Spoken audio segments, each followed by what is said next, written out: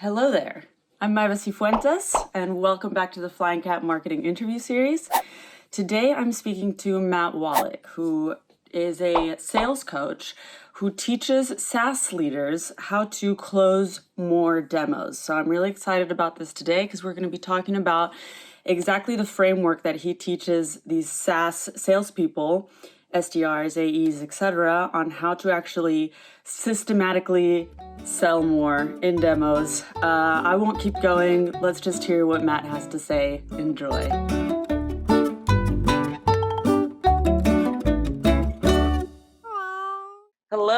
Hello, and welcome back to the Flying Cat Marketing Interview Series. Today I have Matt Wolach from Arizona, who is a sales coach for SaaS companies and SaaS leaders. And basically he helps these SaaS companies remove the roadblock from actually closing deals. So I'm really excited to have him on today because here we talk a lot about SaaS marketing and SEO, and we do need somebody like Matt to come and dive in and tell us how to actually close more of those sales. So thank you, Matt, for joining us. How are you? I'm doing great, Maven. Thanks for having me. Yeah, absolutely. So tell us a little bit more about what you do for SaaS companies, what kind of people you work with, and tell us your story. Sure. Yeah, I've been in SaaS for 15 years or so, and early on it was a struggle. We built a good product, and it was my job to sell it as part of the founding team. And yet I couldn't really do so. We were struggling for a while, and I wasn't understanding why I kept beating my head against the wall and wasn't able to get deals closed. Eventually, I realized that everything that I was trying to base my sales process off of was general sales and about other types of industries, other types of businesses, not really specific to software. And so I said, I need to create the process for selling software. Mm-hmm. And so that's what I did. I took bits and pieces from this book and this guru and this article and kind of came up with the process for selling SaaS. And that's where the perfect deal process came out of. And once we implemented that, we took off. Hockey stick growth, exponential. It was a lot of fun. That company eventually exited for a lot of money. I implemented it into other companies with similar results.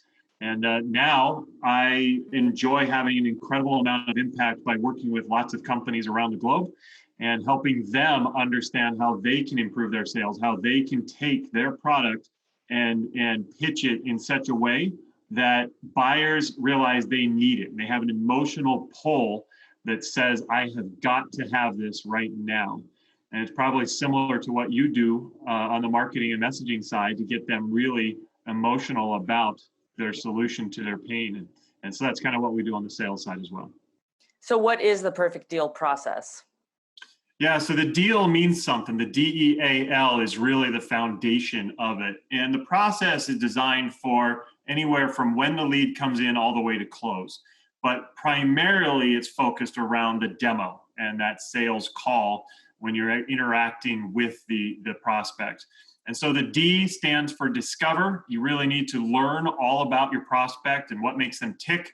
You need to understand their pain. You need to understand their goals, where they're going to be, where they want to be, and understand what roadblocks are in the way from them reaching their goals. Then the E is educate. You need to educate them on what's going on in the industry. You need to show that you understand what's happening, that you can be trusted, and that you are someone who really has a good deal of expertise so that they can look up to you and kind of follow you and you can be that advisor for them. And so E is educating them. The A is associate. That's where you would now associate your product to what you discovered in the D process. So the pain you discovered, the goals that you've discovered, and the things that you've educated them, if you can associate your product to all of that, that is the magic. They're going to realize that your solution is the answer to their problems, to their goals, and they're going to really, really understand why they need to go with you. And then the last one, the L, that's lead. Lead is where you need to be in control of the conversation the entire way. Too many times, people selling their product kind of let the prospect take over and take control, and that's absolutely not going to help them at all. You need to be the one who's the expert. You are the guide, the consultant, and you need to lead them through the entire process And when you do that well, you can lead them right to the close and you can close more deals.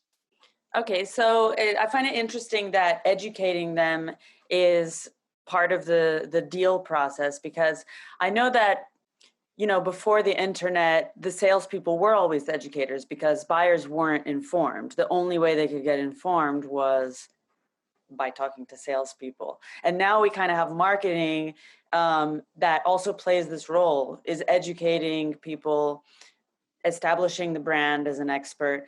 So how does sales in this conversation, how does this education part of the process play out? Well, one of the first things that's really critical is I think companies too many times think of marketing and sales as totally separate. And it's so important for both those groups to absolutely be intertwined and be speaking the same language. So that educate phase should be more of a continuation from what marketing was getting into the buyer's head, and some of the same points of view and the messaging should all be extremely similar. But just, how it is, you need to tell people the same thing over and over and over, and eventually it's going to resonate, it's going to hit them. So marketing needs to absolutely build that, and you do a great job with that. But then even in the sales process, we need to kind of remind them, hey, remember you saw this, by the way, this is a big thing. Educate is more about something that's happening out there that's not in your control, it's not in their control. It's, hey, there's this shift, and if you don't take notice of it and take action, you're going to be in trouble. By the way, our system can help you take action on that. Okay, so that's kind of the idea of it. Okay, gotcha. So what size of SaaS companies, what kind of founders are you helping? All over the map. I have some people who haven't yet sold, but they're right at that point when they're ready to sell, all the way up to companies doing millions of dollars a year. So it's really all over the place. The ones that are early stage, that's where we're implementing a process. They work with me to kind of build out their sales process right from scratch. And we develop the buyer journey, develop the demo, develop the closing tactics so that they can implement something that's going to scale their company. Mm-hmm. For the latter stage companies, we look at what's happening now and how we can kind of figure out where the leaks in the funnel are and what's going on. And then how are we going to streamline the process so that we don't have any friction within the funnel, and how are we going to convert more and more deals. With the bigger companies, they also have sales reps, and so oftentimes I'm helping the sales reps or looking at all of the team and making sure that they're consistent. Are they saying what they're supposed to be saying? Are they doing what they're supposed to be doing? Why is one closing a lot of deals and the other is not? We really kind of want to dive in and figure out what's going on in terms of consistency amongst the team as well. Do you think that they're often aware of the problems that they have and then they come to you, or most of the time they're not? They have no idea. Most of the time they think they're doing okay. And it's funny because I have a 40-point scale that I rate demo calls on, Mava. And literally, like, it's either you do this or you don't. You do this or you don't. You do this or you don't. And so amongst this scale, even experienced reps, even people who are part of teams who are good sales teams, the average score for people before they work with me is about 44%. Oh. And so they're scoring less than half of what they could actually be achieving in a demo. And because most of the time they just have no idea. But once we get into coaching, we start looking at, hey, have you ever considered doing this? Did you look at this? Have you thought of this? And they're like, wow, that would make such a difference. And so actually people go from usually a 44% to about a 75 or 80 score, which is an incredible growth, basically doubling their effectiveness of their demo. And thus they are accomplishing much better results. A lot of my clients double their close rates after working. Wow. So what are the kind of things that are on this scale? There's all kinds of things, but one of them we're doing right here is turn on your video. Okay. So many times people are just making a call, or even they're using a Zoom and they don't turn on the video. But face-to-face selling is extremely powerful. And even since the dawn of the internet age, airline business travel has increased on a per capita ratio. So people know that you have to get in front of your customer. Yeah. You have to get in front of your buyer. Well, you can't always do that, especially in SaaS. You may have margins that don't allow you to fly around the world just to see somebody and close one deal. And so we want to be able to have the next best thing. And that next best thing, we are lucky to live in an age where we do have that readily available. So turn on the video.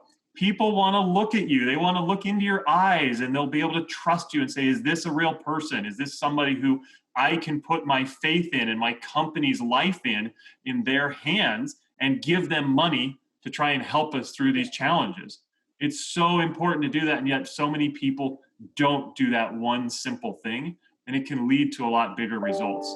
Now, I will say, Maeva, that once you do that, once you turn on the video through the discovery and you're learning and understanding more about them, once you get to the demo and you're actually showing your product, turn it off. You don't want people to be distracted and people to just keep looking at you. You want them focused on the product. So turn it off at that point, and that way they can focus on what you're trying to show them. That's a really good tip. Good. So you guys focus just on the demo, because I feel like this deal, the discover, educate, associate, and lead, I feel like that could apply to a lot of different kind of sales processes, right? It does. Yeah, we don't focus just on the demo. That's definitely a big part of it. In fact, on my podcast, I have my own show. I had a software buyer, one of the world's renowned software buyers, Chad Stewart. So people literally hire this guy, like big companies have him go out and buy all their software because he knows how to get the best deals and how to get the best products. And so all he does every day is buy software. And it was interesting for me being the sales guy, talking to the guy who's the purchaser, and he's usually on the other side of the table. So I really learned a lot from our conversation. And one of the things that I learned that I kind of had a suspecting, idea of, but he confirmed it, was he said the number one thing that converts buyers once they get into the sales process, that number one thing is the demo. And so that demo has got to be crisp. It's got to be structured. It's got to have a strategy and a plan.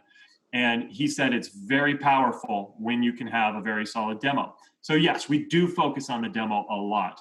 However, we do look at the entire buyer journey, that entire process from when the lead comes in all the way through to close. That it could include a free trial phase, and how do we convert people from free trial? It could include the post-demo phase. How are we going to make sure that we keep that emotion that we got stirred up? How do we make sure that we keep that through the closing process and get them over the line? So there's all kinds of things we look at, and that same D.E.A.L can work at many different stages. You still need to learn about your buyers, even if they're in a free trial. You still need to educate them. You still need to show how your product's going to solve their problem. And so it doesn't just apply to the demo, although it's readily applicable there, but really anywhere through the process.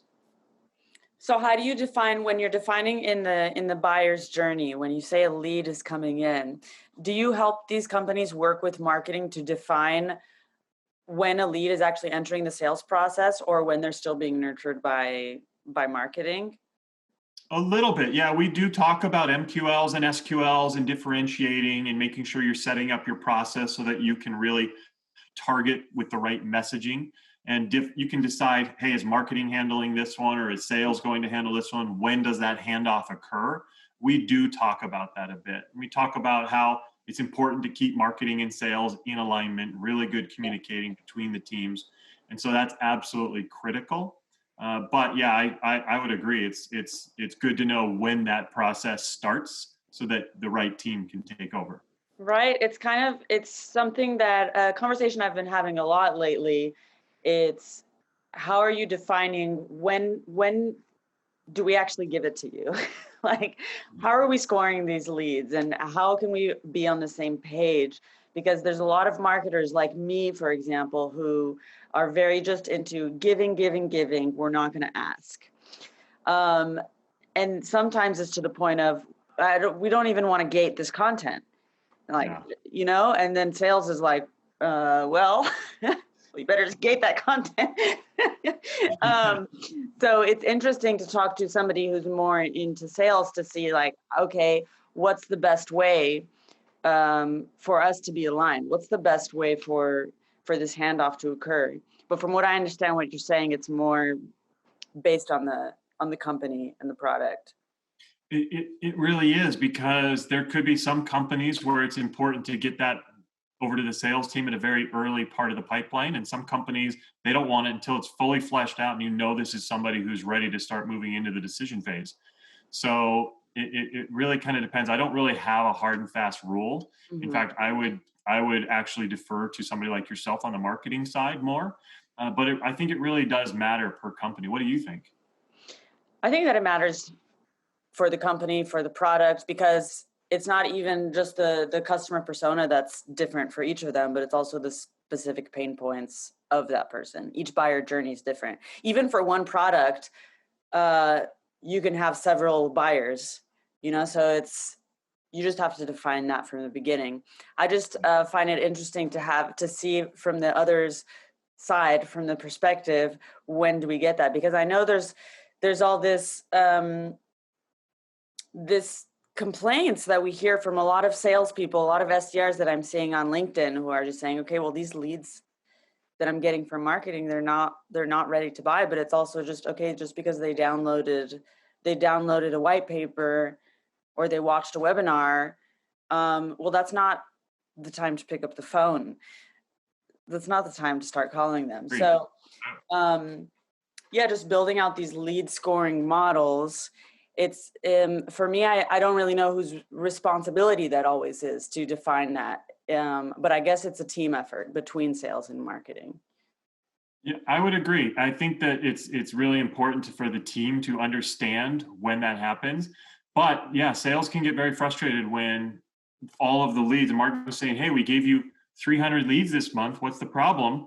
And 297 of those leads were very light gated white papers or videos that somebody just watched real quick for 2 minutes.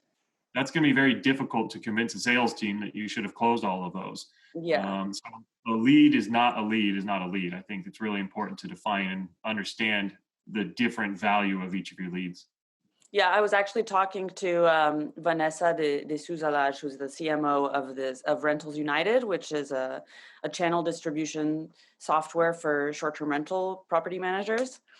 And she was telling me that they've created a contract, an agreement between the sales and marketing departments that they both had to sign to say, okay, this is what I consider a lead. So then marketing is not allowed to hand it off until it's gotten to this point. And I think that was a really interesting approach. I like it. I think that can work really well. I also like, we said company by company, but I like the idea of everybody in agreement of this is it. Yeah. Because then there's not going to be any overlap of, multiple people now are reaching out, or multiple ways are getting in touch with that person. You've seen it, how marketing has their nurture still going, and then sales turns on their sequence, and now that person's getting 3 emails a day, and they're just, what's going on? Yeah. But the other bad thing is a gap, and people in the middle get lost, and you have these leads that nobody is touching. And so I love that idea that you have of, here is the hard and fast line, so that now we know who is responsible for what. Yeah, absolutely. You take ownership, and then it's immediately clear who's responsible for this lead. So what is the biggest challenge, or the main challenge, that you see repeating in sales, SaaS sales? For me, I think the biggest challenge is that people just don't think about their sales process enough. And so many times, and that's why there's such big news about generating leads and marketing, and it is important to get leads, because if you create a product, you're so worried that now it's out there and nobody's going to find us. Nobody's going to come to us. And what are we going to do if nobody hears about us? And so companies put out a lot of effort and resources and money in generating leads and marketing, and rightly so. You want to make sure people know about you. However, once somebody says, hey, I'm ready, I want to talk to somebody, now they're like, oh no, what do we do? Just tell them everything about our product. And that usually goes horribly. So they don't put the same amount of effort that they do in marketing into the sales process. They don't design it. They don't structure it. They don't get the right mentors. They don't get the right flow through the process or thought process of how people are going to get through. They don't put the right training onto their salespeople. And so too many times, all that effort, all that money that you spent on the marketing side to get the lead is wasted once it gets to sales, because now sales isn't effectively getting them through the pipeline and closing them. So that you're wasting leads, you're wasting money essentially. Yeah, that makes sense. And the D.E.A.L, the D.E.A.L, that is applied within one call, within the demo itself, or is it like throughout a relationship, or what does it look like applied? So it depends. So you could split up your calls, and that happens a lot, where you would do a discovery call separate from a demo, and you really take that time to really learn and understand them. A lot of companies like that approach. Or you could have it together, and you have the discovery call as part of the demo. It's just the first part, and you discover and you learn and you qualify, and then you progress to that next phase and you do the demo. There's no right or wrong answer. It really depends on your process. The important thing is to make sure that, of course, at every stage, it has the maximum. So really testing and figuring out what works for your product and your industry, your market, and then putting that into play is what's most important. Yeah. One challenge that I have on sales calls is because I also learned, I got a sales coach a couple years ago, or Nice. a business coach, but part of it was sales. And she also mentioned you have to lead the call. You are the leader. And I was like, okay, this is still a challenge that happens to me all the time, because I say, okay, I'm going to lead. I start the conversation. I say, okay, let's talk about the challenges you're having here. I want to learn about you. And I start being the leader. And then a lot of the time, they just take over the conversation, like you said. And then they start, they talk, I want them to talk. And there's also this issue about, okay, they should be talking more because I want to learn about them. But then I also need to lead the conversation. So how do you address that kind of challenge? It is very difficult. You are not unique, Maybell, on that. That is a very big challenge, and it's not intuitive. We've been taught for our whole lives that the customer is always right. And so most people follow that and say, yes, whatever you want. Oh, that's what you want. That's where you want. Okay, great. Let's take the conversation there. No, it is so important to lead the conversation. And even those who are kind of strong and almost try to lead on their own before you have a chance, or even after you've said that you want to lead, it still is in their benefit for you to take control, and deep down they actually want it. They're coming to you because they believe you can solve their problem. Mm-hmm. So you need to be the expert. You need to be the person who's going to guide them and be consultative, be their advisor. In order to do that, you need to be the one to make sure that the call goes the way that it should go.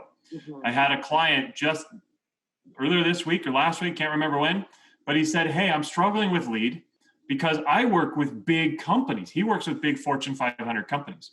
And he says, these are huge companies and they've done a lot of good things. Who am I? Call should go. And I go, listen to me. How many times have they been through your sales process? He said, well, once. They're just going through now. I'm like, how many times have you? Oh, like 100. I'm like, okay. So you know how the process should go much better than them. Okay, they know their process. You're not doing their process. Yeah. You're doing your process. You know your process much, much better. Even if you've only done it 5 or 10 times, that's much better than they know it. So set your process up, go through your process, control the conversation, and you will find that they will be much happier and you'll close a lot more deals. Yeah. No, that's a good point. It's a good little pep talk that you gave your client as well. But you said, even if you've said that you're going to lead the conversation, so do you mean that we should actually say, hello, client, I'm going to lead this conversation? No, that's a little bit too forward, I would say. My best recommendation for doing that is setting an upfront agenda and a verbal agreement. Okay. So these are 2 more facets of the perfect deal process. You're getting a lot out of me today, Maven. Yes. So right away when you get on the call, I do a little bit of rapport building. You know how things going where you are. You know, how's the weather, whatever. Then right away, okay, I have a good structure I've found that works really well for calls like these. First, I'm going to ask you some questions, really learn about you. Then I'm sure you have questions for me. Mm-hmm. Afterwards, we can figure out if we work together, and I'll have a really good understanding if we're a good fit, and then we can make a decision together if we're going to move forward. By the end of this call, you'll have a complete understanding of how the process works, how the program works, and you'll know if this is something that could help you. Does that all sound good? So right there, you laid out the agenda, and by the end of this call, there's the verbal agreement there. And by saying, does this sound good? That's basically you saying, sign our agreement. When they say yes, that just gave you opportunity to go and do all those things because they just agreed to what you laid out as the agenda. You are now the leader of the call. So when they go on a tangent, start talking about something else, you say, okay, well, going back to the agenda that we had agreed to in a maybe more diplomatic way. Yeah, and it's tough. It is so tough because it's against human nature to cut people off. And you really don't want to cut them off. You say, hey, I just want to make sure we maximize our use of time. And so I really want to dive into this one thing you said. You mentioned this. What does that mean? So you really want to kind of steer them back. It's super important to not let them go crazy on that. Yeah. Excellent. Well, this has been so valuable. I had a lot of fun talking about this. And if anybody's listening to this and needs help in their SaaS sales, well, you know where to find Matt Wolach. Where can they find you? Well, I'm friends with you on Facebook, on LinkedIn. You're probably on Twitter as well. Are you? All the above. Instagram, everywhere. But LinkedIn is probably my most active. You can also get me on my website, which is excellus.com. XSELLUS.com. I will also provide a link to it. So thank you so much. I don't know if there's anything that you want to add. No, it's been great talking with you. I really appreciate it, Mava. Same. I learned a lot personally, so I think anybody listening is also going to learn a lot. And thank you so much for joining me today. Have a great sunny day in Arizona. The day here is ending, but you have the rest of the day ahead of you. Will do. I'm looking forward to it. You too. Have a good evening. Thank you. Bye. Thanks for listening to this episode of the Flying Cat Marketing Series. If you enjoyed this interview, please give it a like, share it with your friends and colleagues, and subscribe to this channel. Stay tuned because next week I'll be interviewing another leader in the SaaS and startup world talking about their challenges and achievements. See you there.